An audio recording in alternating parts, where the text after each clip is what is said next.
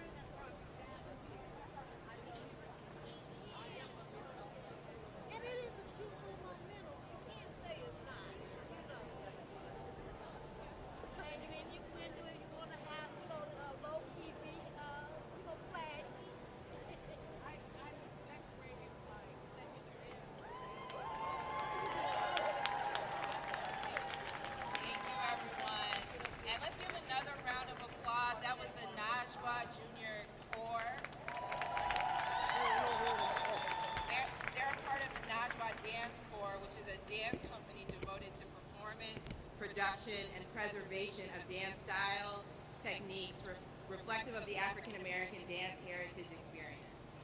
So as I kick things off, I'm going to invite my speakers to come join me on the stage.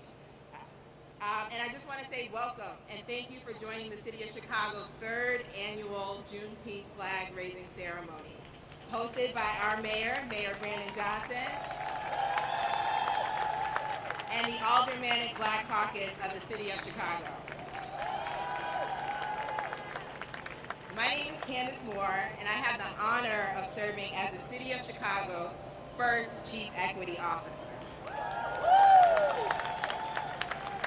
I get to lead our Office of Equity and Racial Justice, which has worked with the Chicago Aldermanic Black Caucus and our community, the Juneteenth Planning Coalition, to bring this event to life. Each year, this day, or June 19th, which is coming up, I should say, is also known as Freedom Day. And personally, it reminds me of the power of history. History can be a mirror to reflect on who we are and what we have come from. History also can be a compass to guide us through challenges with strength of our forefathers. And I hope you note in your programs and in the little posters that we gave you, these images that we put together of historic photos of Black Chicago. And the purpose is to remind us all about the legacy of Black determination, creativity, and strength that we inherit in the city. I also want to acknowledge that Juneteenth can be bittersweet for many, because on one hand, we're celebrating freedom of Black people, while at the same time grappling with the broken promise this country has made to descendants of slaves. So as leaders, I would challenge us during this holiday to consider the healing work that is needed between systems and people. We can't move away from harm and build the future we want to see without dedicating our time and our energy into transformative healing and repair. This is why in my work as Chief Equity Officer for the City of Chicago, I'm charged with working with government to build equity into how we do business as a city, but healing has been our focal point. Through our initiative, Together We Heal, we built a framework for us to evaluate our policy making, our investment, and our relationships with community. This framework asks us to do 3 things. First, it asks us to reflect on our past, to have honest conversations about the past and present racial injustices and structures of racial inequality. It asks us to reclaim our present. Today, let us identify lessons learned from the past and inform new values and norms that shift power. And it asks us to reimagine our future, to vision a more inclusive future and design policies to produce and sustain more equitable outcomes. Today, I want you to consider this framework and the resources that we have put into our year healing report as an offering to a body of leaders who know the challenge of our current conditions, but who will remain unwavering to the promise of our city, our county, our state, and our country to ensure that it works for all of us.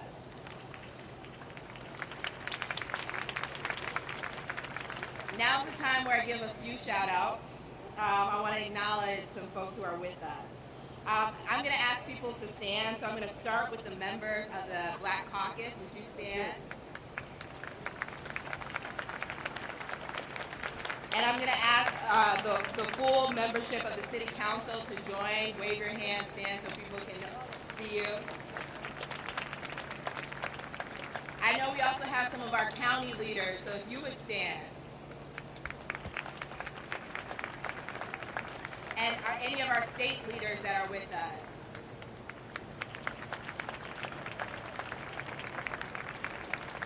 And last but also our federal leaders.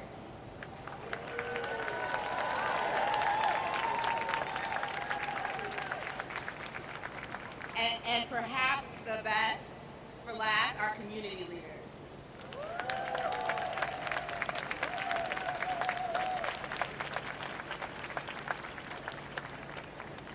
Today's ceremony is about reconnecting with one another, acknowledging how far we have come, and committing to the continued work ahead. Without further ado, I have the honor of passing the mic on to our first set of speakers, who I see as partners in justice. It is David Peterson and Theodore Crawford from the Juneteenth Planning Coalition.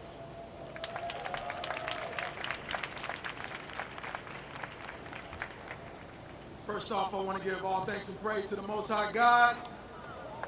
I want to acknowledge our ancestors that paved the way for this day. I want to ask if we could just take 10 seconds of silence, but to give thanks internally for all that they sacrificed.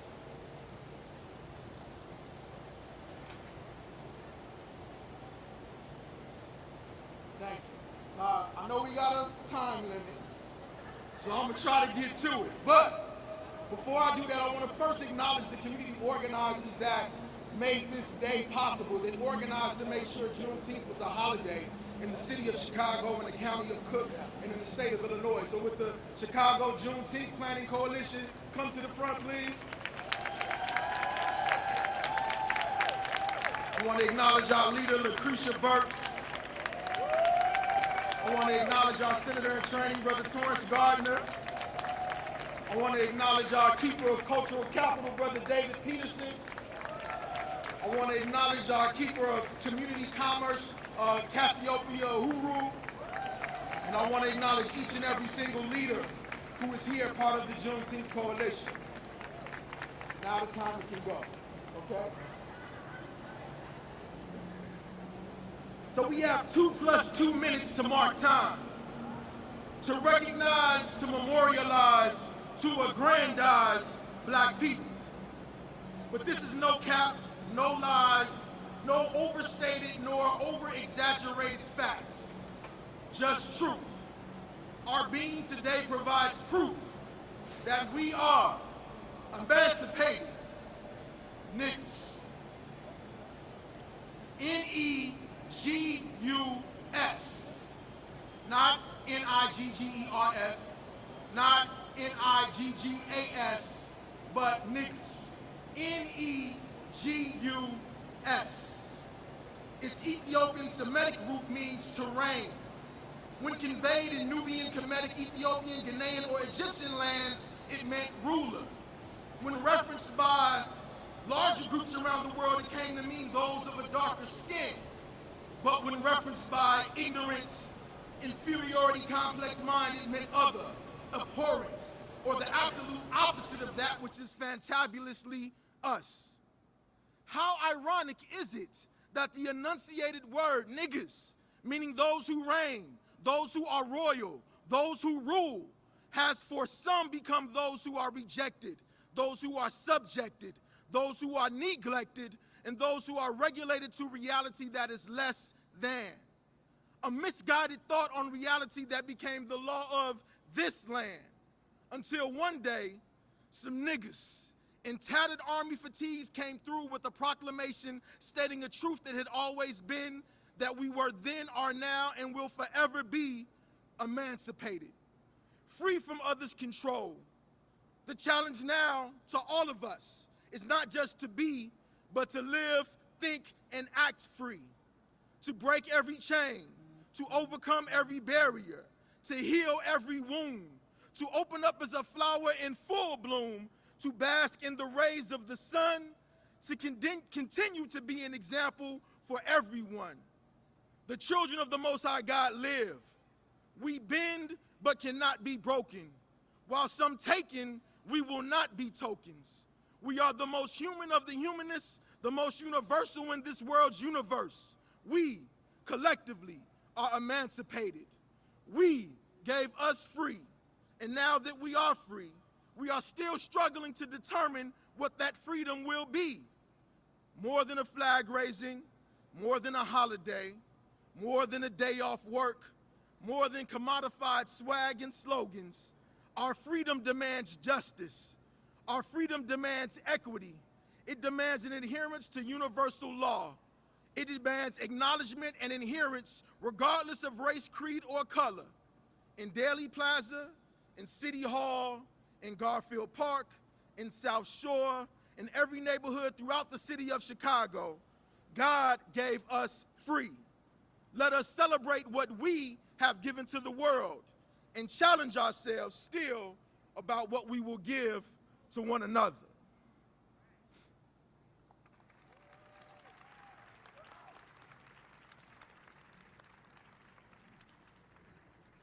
Good morning, everybody. Happy Juneteenth, happy Black Culture Week. First and foremost, I want to say congratulations to our new Honorable Mayor, Brandon Johnson. Secondly, I want to acknowledge my comrades down here, the Juneteenth Planning Coalition. Thank you guys for standing in solidarity with the cause of this righteous endeavor to make sure that we preserve and protect our history, heritage, and culture. Most importantly, to our ancestors who are no longer here with us. Dr. Baba Conrad Worrell, Joseph Watkins, Harold Lucas, Baba Kwesi Ronald Harris, Benjamin Gaines, Timuel Black, Josie Childs. We say thank you, thank you, thank you for allowing us to stand on your shoulders and carry this fight on. Thank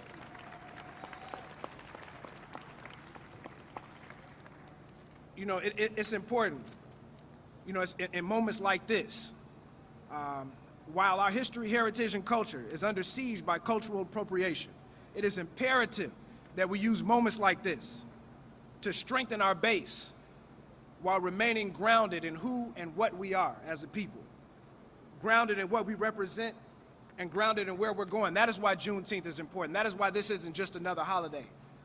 This is an opportunity for us to right the wrongs of history. So it's like sitting on a psychologist's couch. You got to sit on the couch first and let people know what's wrong with you. And as you start talking, you realize, wow, that is kind of messed up. Well, that's what's going on here. So some people don't want to hear about Juneteenth. Some people breeze over and act like it's just another holiday. This isn't another holiday for us to just have a barbecue or a party. This is a call to action. This is a call to action for everybody in the city, state, county, the communities, to not say, what can our elected officials do for us, but what can we do for our elected officials? How do we stand in solidarity with these people and push forward the missions of our community? It is imperative right now that we stand in solidarity with our ancestors, as we stand on the shoulders of our ancestors. My name is David Peterson.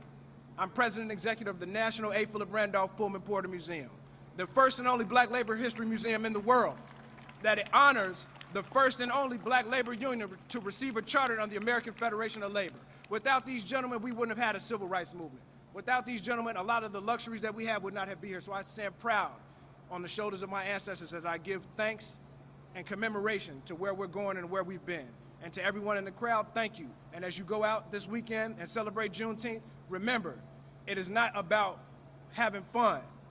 It's about taking forward the fight of our ancestors. Thank you guys, and God bless you all.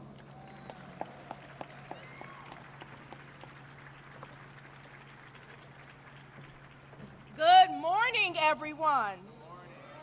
And for sake of Juneteenth, praise the Lord, somebody.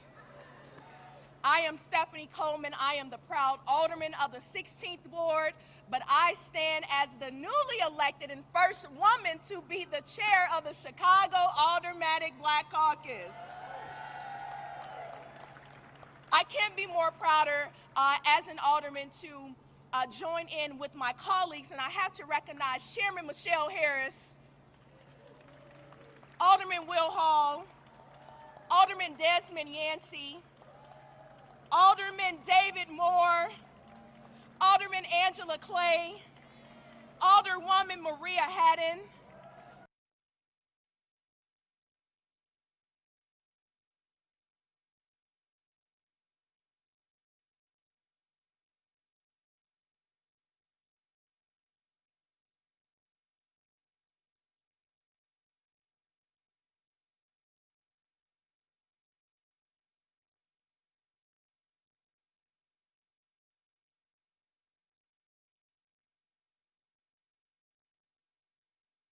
former Aldermanic Black Caucus member and legend of our city, state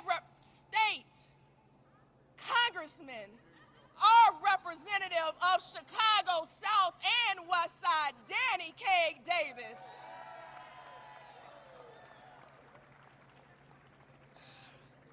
This is our third year of honoring our Juneteenth and our flag, and I have to give gratitude to Alderman Maria Haddon for your leadership and championing Juneteenth and continuously to champion this ordinance and to make today possible. Today we celebrate the success of Black Americans, and we acknowledge that there is still work to be done. As the chair of the Aldermanic Black Caucus, there is more work to be done, barriers to break down, and truly, we're going to take off running in this new role. I have the great pleasure of introducing a strong leader who needs no introduction. A proud son of the West Side. Where's the West Side of Chicago? Now they say the West Side is the best side, but it's all good in Inglewood. You all are prominent educator and civil rights activist by the name of Dr. Mary McClune once said, believe in yourself, learn, and never stop wanting to build a better world. I cannot think of another person who has held themselves more consistently and impeccable to the standard of this man. Now, will everyone please join me in standing and honoring the third African-American mayor of the great city of Chicago, the saved and sanctified mayor of the city of Chicago. That is our leader, Mayor Brandon Johnson.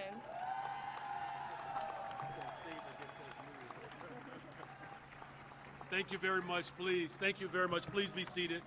Thank you so much. And thank you, Alderwoman Coleman, for that wonderful introduction. And I'm not sure, but Alderman David Moore's hat was in the way.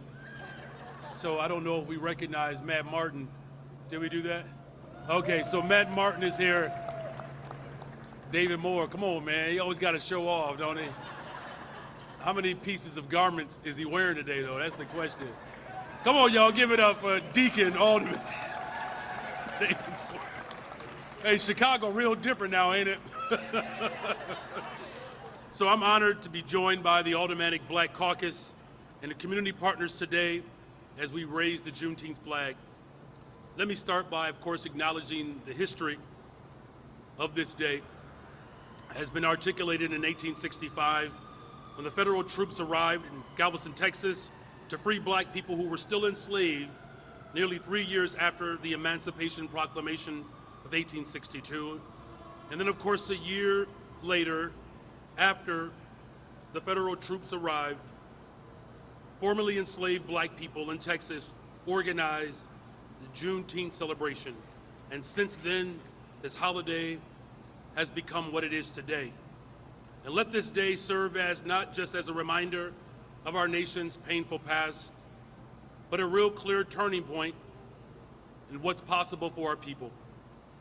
Just take a look around and see the Black leadership that is before you today. For the first time in the history of the City Council, the Vice Mayor is Black. Budget, finance, rules. I'm talking about the real soul of the city of Chicago is on full display. And so congratulations to those who are carrying on the legacy of those who could only dream of this day. I hope we all can appreciate the creativity and the talent that exists within the Black community.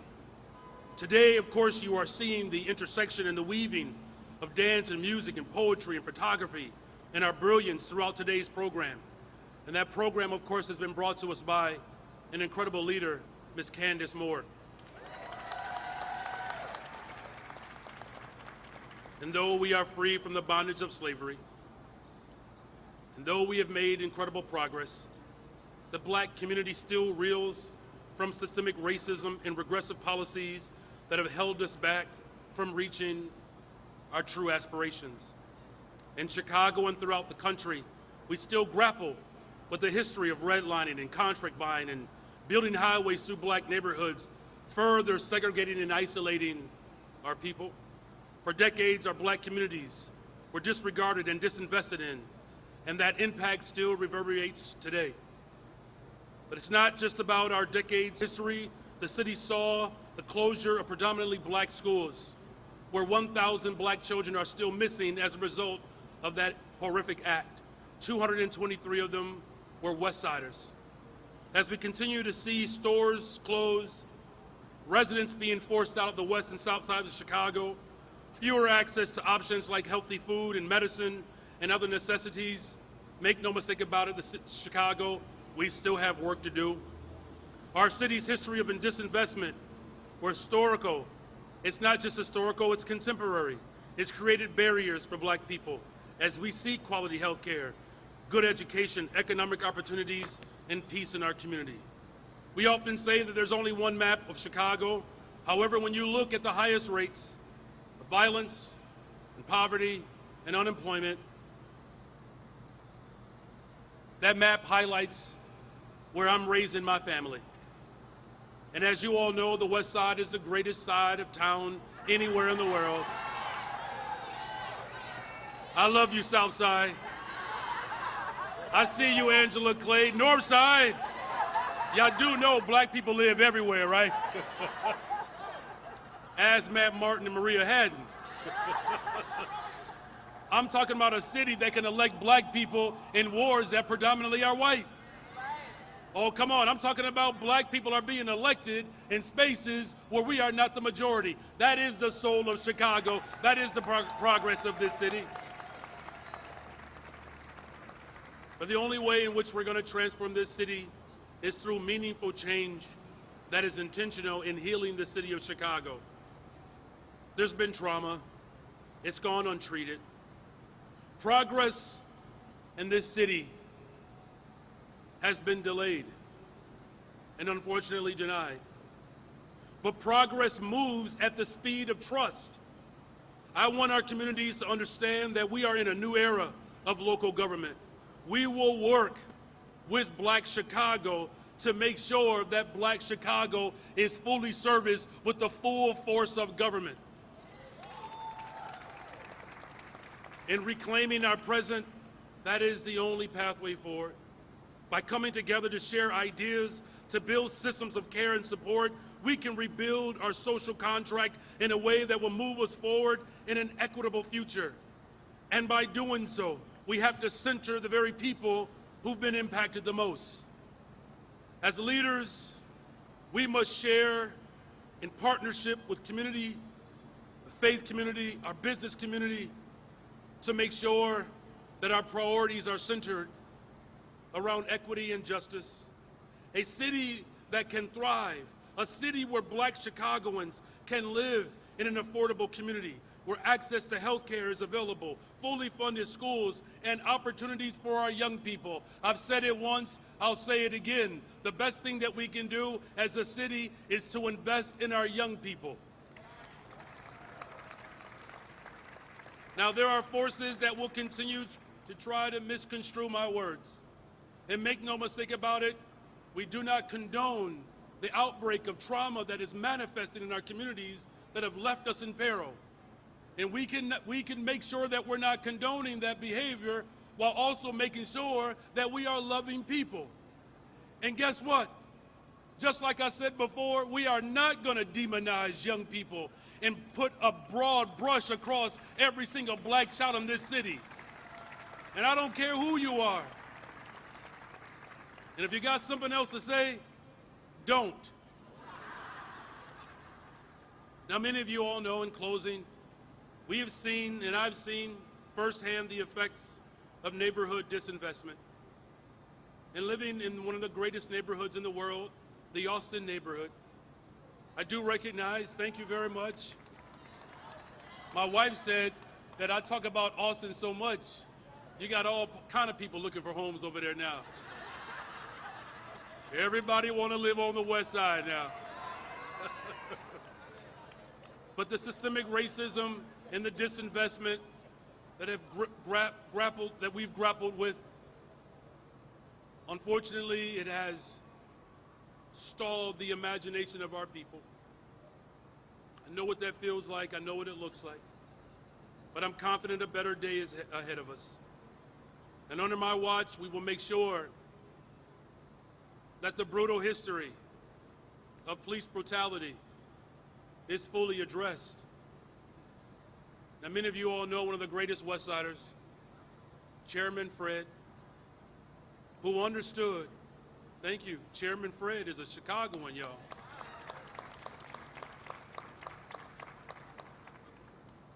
We all know that many Black men were tortured the hands of police. And under my watch, we are finally going to complete the Chicago Torture Justice Memorial.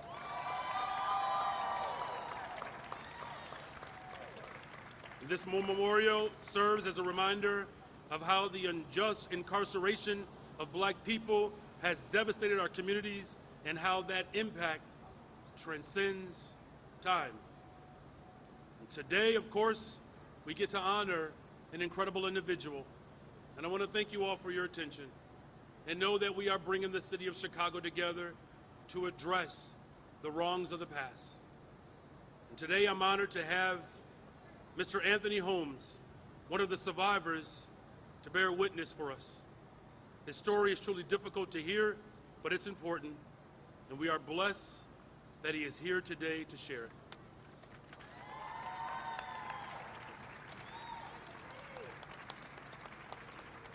And as Anthony speaks, we are prepared to raise the Juneteenth flag. I want to remind us that even today, as we prepare to hear from Anthony, that if you look behind us, there are trucks here that are Black owned, and I want you to eat as much food as possible. Did I see Uncle Remus? Here we go. All right, fine, we see Harold's too.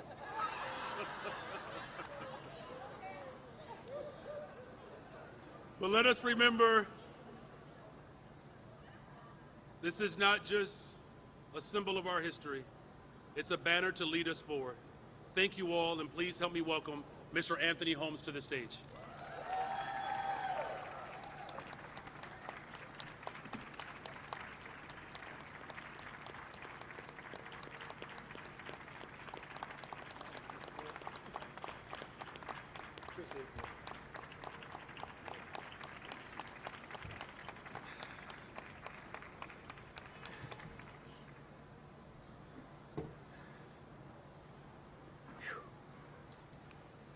So much today been said about us.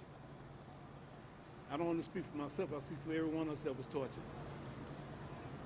I got a statement I'm gonna read to you and give you a brief part of what happened to me, and hope that you understand that through it all, we thank the mayor today and the people that's with him, and that y'all put him in office, so that we can be a better person and better place for us.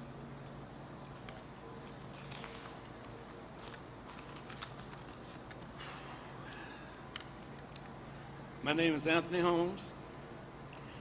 I am 76 years old. I'm a Chicago police torture victim.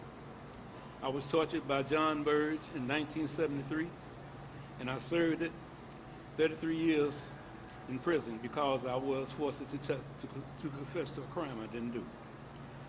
I am proud to be a member of the Chicago Torture Justice Memorial. We have been fighting to get this memorial built that was promised to us in the reparations legislation passed it by the city in 2015. The memorial means everything to me because it is about the truth. It is about torture Burge and his men committed and everything that we, the survivors, suffered.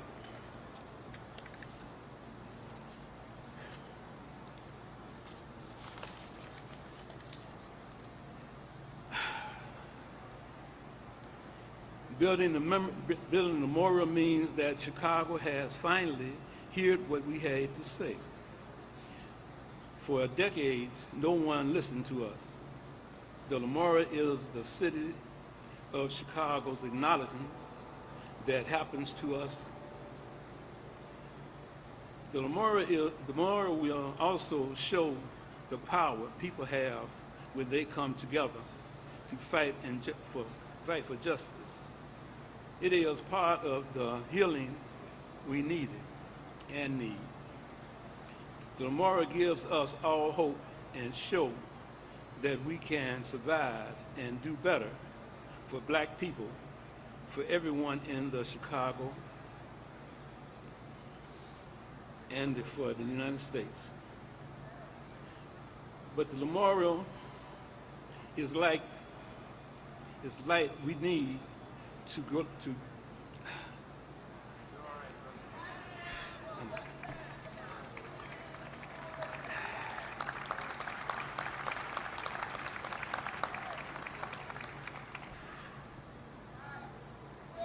It's kind of hard for me to say because for so long we've been trying to get this did. And through the years, in 33 years I did in the penitentiary for crime I didn't do. But nevertheless, I went by myself. We had other brothers and sisters that went to the penitentiary for the same thing. But the bottom line is, this day, we acknowledge the people that helped us through the years, and we give thanks to the people for believing us finally and coming to our aid. Because at no time in the past did anybody do this what being did today. They finally acknowledged the fact that we was tortured through all them years, and the families that was lost, the people that was lost in jail through the torture, from the torture. But to now, we got somebody behind us, and I give thanks to them, and him especially, as I told him when we was at our meeting. But I want everybody to know we can continue to fight for justice, because that's what we're about. And I thank you.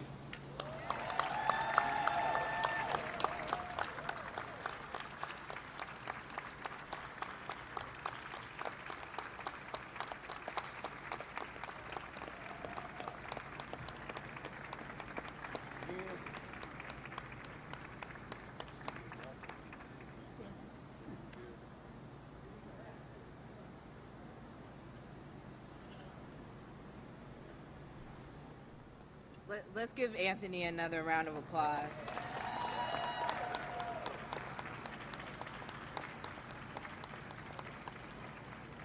As I was putting this program together, I was like, who's gonna follow Anthony? But one of the things that I know is as we sit with what he shared with us, the power of art to help us reflect and to heal. So next on the program, I'm so grateful to bring up Avery R. Young, Chicago's Poet Laureate, to offer us some art to both reflect and to take stock of this moment.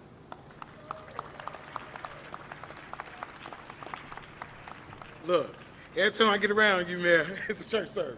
You know what I mean? I don't understand how that happens. I don't understand how that happens, but it's happening. And I'm good with it. I'm good with it.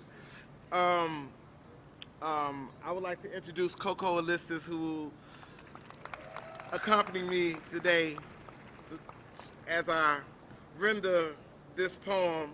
And again, I feel it's necessary to say, give it honor to God,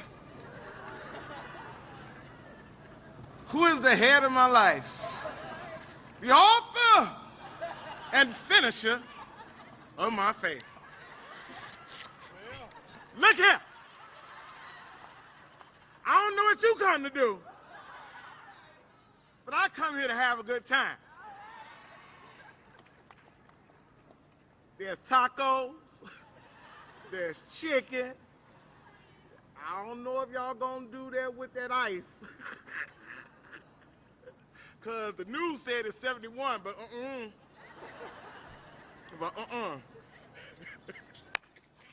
All right, let me get to this phone so we can get home. All right. To all that is Juneteenth, Friday, June 16th, 2023. Maybe along with this flag in this plaza, or them firecrackers popping off in North Lawndale and all them other freedom festivals out west, over east, up north, and out south, maybe along with all of this, we should remember to rest. For what is an emancipation without a backyard just to sit and wonder about that 40 acres and a mule? and have your soul look back and wonder how you got over when everything that the elevator built was designed to break you down. Maybe, along with this flag being raised in this plaza, and all of these dignitaries in their distinguishment, and the people parading amongst the poetry and posts, maybe, along with all of this, we should remember to rest so that we can rise. For what is a celebration for an emancipation without a resurrection of a new direction? A new policy that feels more like protection. Who am I, outside of the poet laureate, happy that an election did a good thing? My big mom and them used to sing, whoa, I don't believe he brought me this far to leave me. So glad I'm a man that sit above the stars, who would never deceive me. And maybe along with this red, black, and green being raised to wave amongst these skyscrapers, maybe amongst all of this, we should remember to nourish our bodies so that we can move as practitioners of our passions and not just pawns panicking over a paycheck. We should remember to nourish our minds so that we may move in dignity and not in defeat. We should remember to nourish our hearts so that we move in love beat and not just algorithms.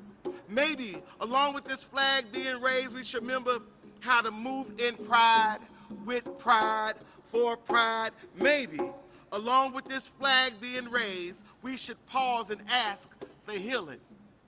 Healing for neighborhoods, healing for children, healing for weary minds, healing from feeble bodies, healing from broken spirits. Maybe, just maybe, we should just ask for the wind to move us forward and up. Maybe this commemoration of an emancipation should heal us free, not by words, but by deeds. Maybe this day, maybe. Thank you, you all.